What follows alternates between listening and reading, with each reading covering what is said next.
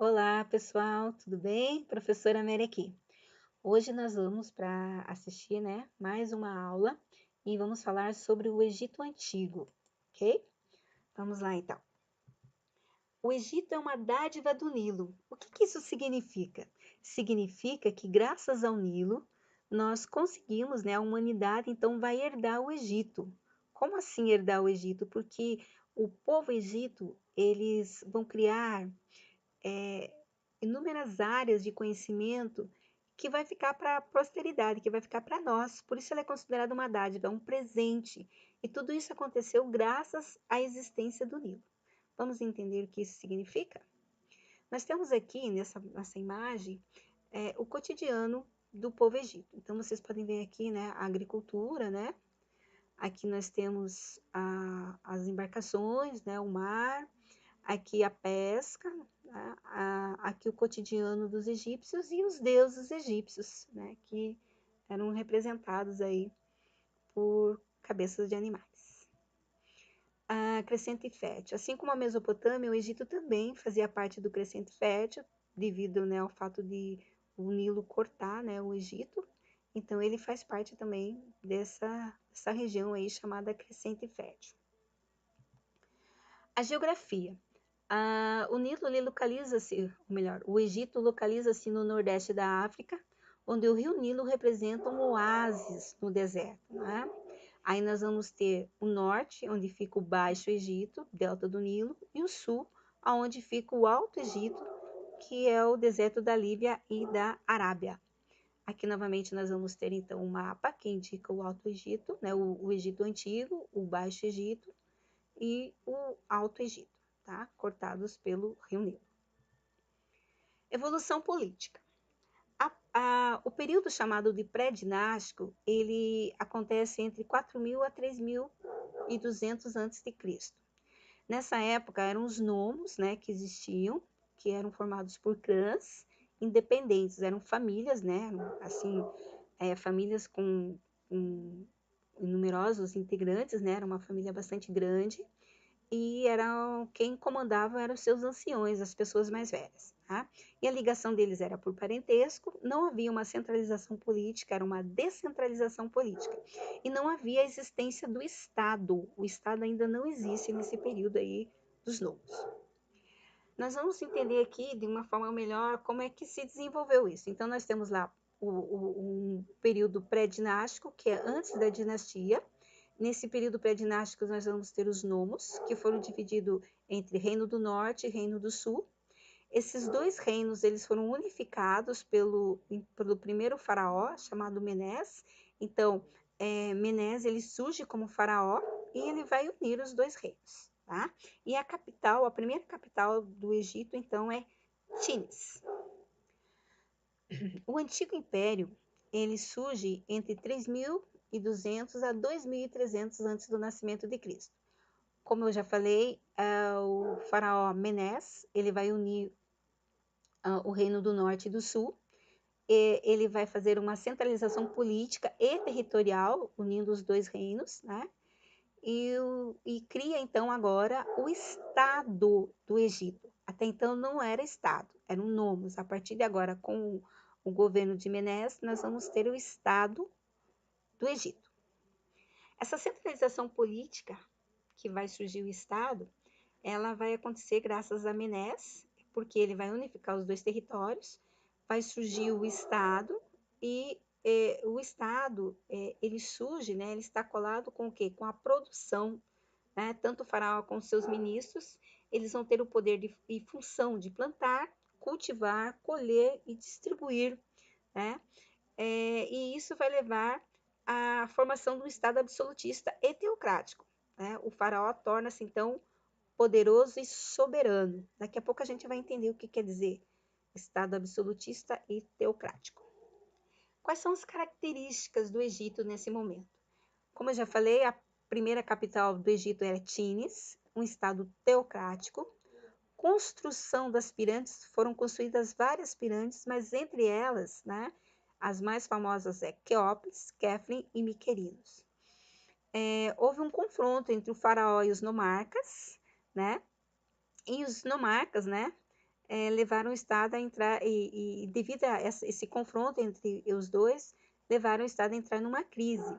E os nomarcas retomam o controle político. Então, o faraó ele acaba perdendo o seu poder. Aqui nós temos uma imagem que mostra como era o processo de construção das pirâmides. Ó, observe que são escravos, né?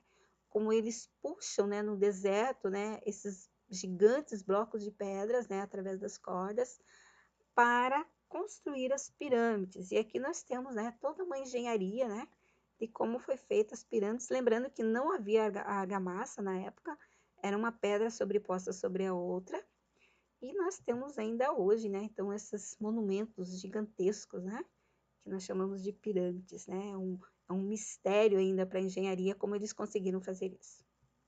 Aqui nós temos outro monumento, né, a Esfinge, Decifra-me ou Te Devoro, também criada, né, pelo povo egípcio. O Médio Império. O Médio Império é entre 2000 e 1750 a.C. Ele começa com a desintegração política do poder dos monarcas. Lembre que agora os monarcas já vão perder o seu poder, né? Ao contrário do que aconteceu antes, eles perdem o seu poder. E em 2040 a.C., a 12ª dinastia, ela vai restaurar o poder, ou seja, os faraós eles vão retomar esse poder, tá? E Tebas torna-se a nova capital. Tá? Nós vamos ter a expansão imperialista, né? Essa expansão vai fazer com que o Egito ele consiga mais terras, riquezas, escravos e com isso o poder. Nós vamos ter um período de crise, onde os Ixos, que eram comerciantes, né, que comercializavam com os egípcios, vão aproveitar a fragilidade do Egito, a fragilidade econômica, vão invadir, vão vencer os egípcios, né, através do uso das armas de ferros e cavalos. Então, os egípcios vão ser dominados pelos Ixos. Junto com isso, nós vamos, né, com o domínio dos Ixos, nós vamos ter os hebreus. Os hebreus também vão ocupar o Egito. Só que graças ao nacionalismo egípcio, eles vão se unir e eles vão ser estimulados por Amoses I, né, o faraó Amoses I, e eles vão conseguir retomar o poder, né? Vão expulsar os Ixos e vão escravizar os hebreus por mais ou menos aí 400 anos de escravidão. Novo Império. O Novo Império ele acontece entre 1580 a 622. São novos domínios, riquezas, dinastias e militares, militarismo, expansionismo com Ramsés II e Tutmés III. Tá? Eles vão ter, graças a esse expansionismo militar, eles vão ter o domínio da Síria, da Fenícia, da Palestina, da Núbia, da Mesopotâmia, da Creta, enfim, de várias regiões eles vão dominar, criando, né, o Império Egípcio. E vamos ter o aumento do poder dos sacerdotes, lembrando que eles eram, né, politeístas. Aqui nós temos novamente um mapa que indica, né, aqui as regiões, né, do Império Egípcio, onde eles dominaram. Revolução religiosa. Então nós vamos ter como líder, né, como faraó Amenófis IV. Esse faraó ele vai revolucionar a religiosidade egípcia. Ele vai criar um movimento que vai caçar um mandato dos deuses e vai impor agora o monoteísmo. Então, os egípcios vão deixar de ser politeístas e vão se tornar monoteístas e vão cultuar um único deus chamado Atom. Amenófis, de olho nas riquezas, né, dos impostos, né, que os egípcios contribuíam para os sacerdotes, de olho em toda essa riqueza, ele vai se declarar representante direto de Deus. E aí ele vai passar a se chamar Akhenaton, tá? Então ele vai deixar de ser Amenófis e vai se tornar Akhenaton. Por quê? Porque ele vai ser representante direto de o deus Atom. Então ele vai se chamar Akhenaton. Por quê?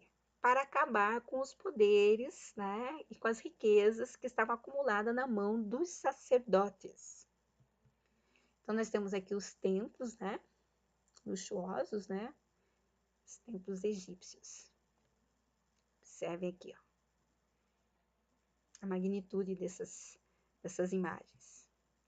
Bom, depois de Akhenaton, nós vamos, né, depois da morte de Akhenaton, nós vamos ter então a volta do politeísmo restaurado. Tutankhamon, ele vai restaurar o culto a Amon-Ra, e nesse período vai ser construídos templos, né, o Luxor e Karnak. E os povos dos Mediterrâneos, né, os povos mediterrâneos e líbios, eles vão lutar, né, e vão retomar esses territórios. E os assírios vão invadir o Egito. A economia. A base da economia egípcia era a agricultura, e o sistema era de irrigação, e eles produziam o trigo, a cevada, o linho, o algodão, o papiro e frutas.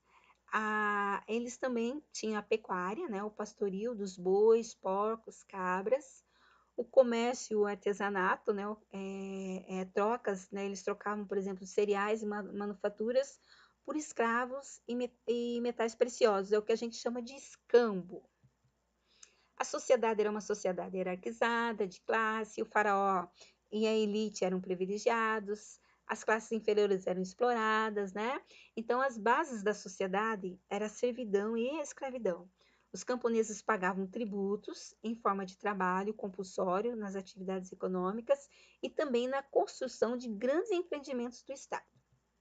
Nós temos aqui, ó, a imagem de dois artesãos aqui, né, simbolizando o cotidiano, né, dos egípcios. Aqui também, né, nós podemos ver aqui a criação do gado, né, com certeza uma ordenha ali, né, e a agricultura.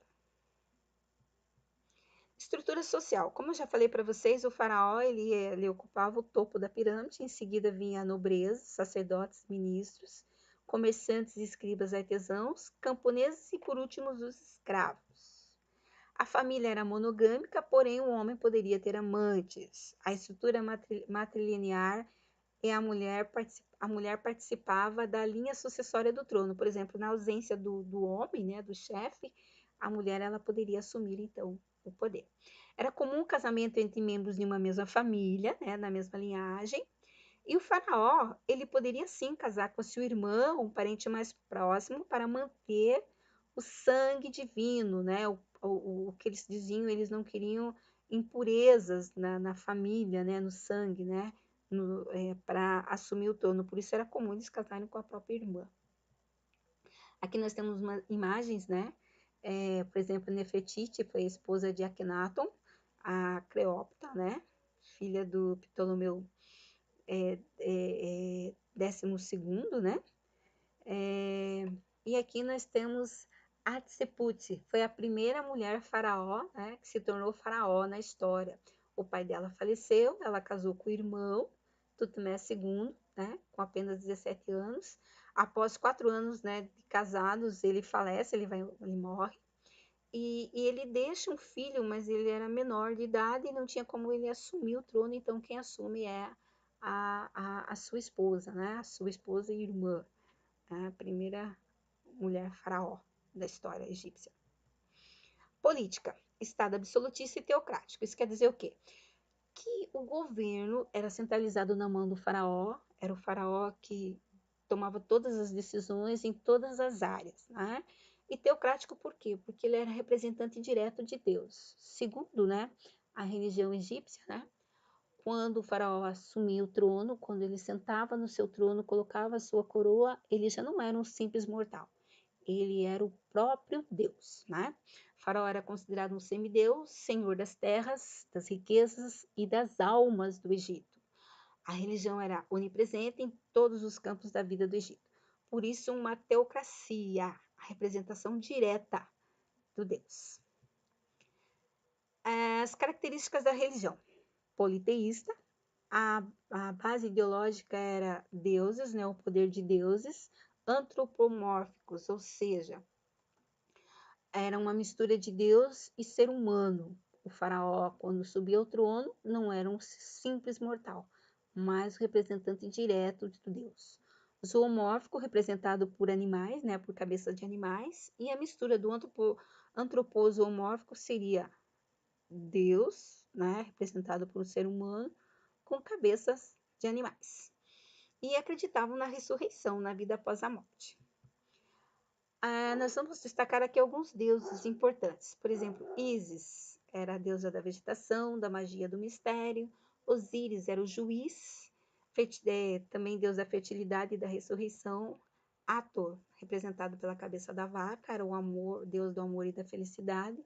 Anubis, um chacal, né, representava a mumificação. Horus, o falcão, justiça. Amon-Ra, deus sol. Atom, deus sol e disco solar. Heranças são as obras faraônicas representavam o poder do faraó. Por exemplo, as pirâmides, os templos, as esculturas, né? As pinturas que representavam o cotidiano dos mortos, utilizadas nos templos, as esculturas estáticas e sem emoção, a literatura ligada à imortalidade. Então, foram as heranças deixadas aí pelo povo egípcio. A medicina, eles desenvolveram a anatomia e a propriedade medicinal de ervas, então eles eram conhecedores das ervas medicinais.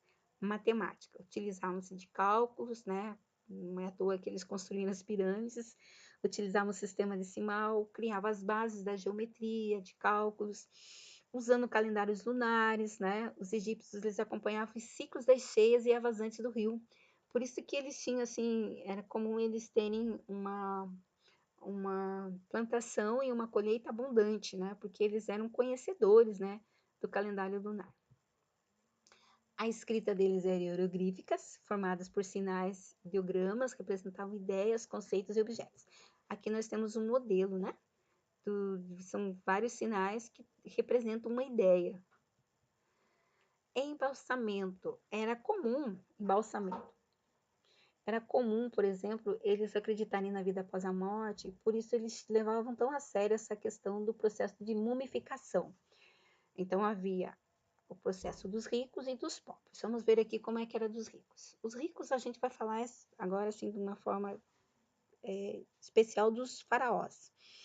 O faraó, quando ele morria, né, ele era levado, né, para o processo de mumificação e eles usavam ferro curvo. Esse ferro eles extraíam através das narinas deles, eles puxavam o crânio, né, a massa cefálica, eles puxavam ali e tiravam todo o crânio do faraó, né?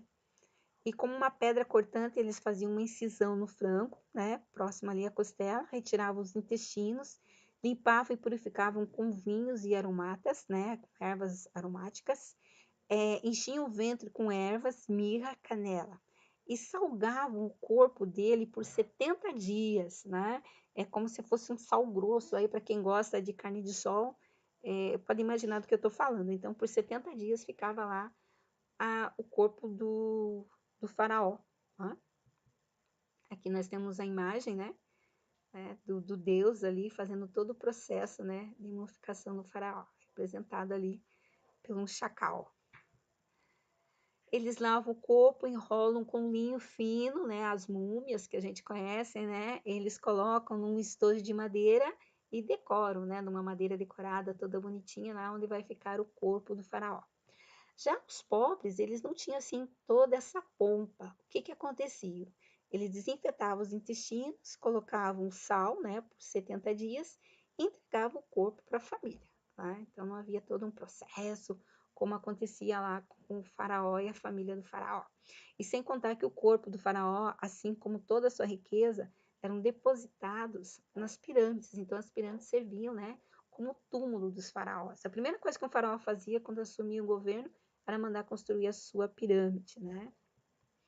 E aqui nós temos algumas imagens das múmias, né, encontradas. Podem observar assim que elas estão assim quase que em perfeito estado, né? A gente pode perceber aí a pele, né, a composição, né, dos dentes ali, das narinas, bem interessante, né?